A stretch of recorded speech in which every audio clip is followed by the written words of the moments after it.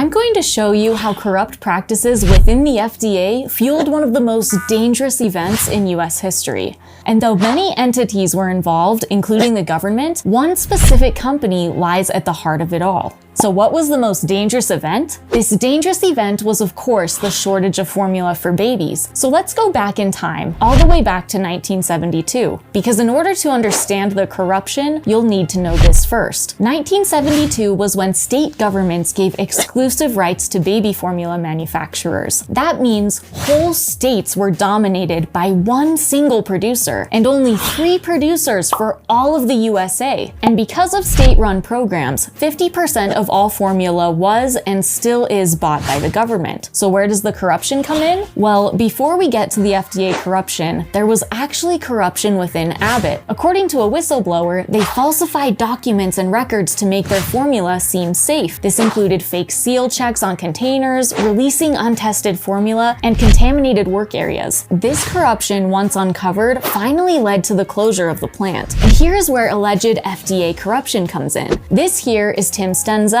According to Matt Stoller, within the FDA, people hold biases, including Tim, and his examples show how money and connections could have led to the formula shortage we saw. At the beginning of the outbreak, Tim was in charge of approving rapid tests. He approved 2 tests, whereas countries like Germany approved about 50, and this is where his connections come in. Tim had previously worked at the 2 companies where he approved the tests, including Abbott. He defended himself by suggesting that this was the safest way, but this lackluster answer has left many suspicious as to why he did this. But bombshell reports by reputable sources like Science.org prove the corruption and ethical concerns go deeper. And this is where people worry the FDA is making huge ethical mistakes. Apparently, FDA officials who approve drugs receive no money before approving drugs. But according to Science.org, afterwards, these voting members received up to $200,000 in travel or direct cash for advising these drug companies. These are called pay-later conflicts of interest, but it gets worse. Half of these important FDA employees received $100,000 in post-rewards from drug makers, and 6 received over $1 million,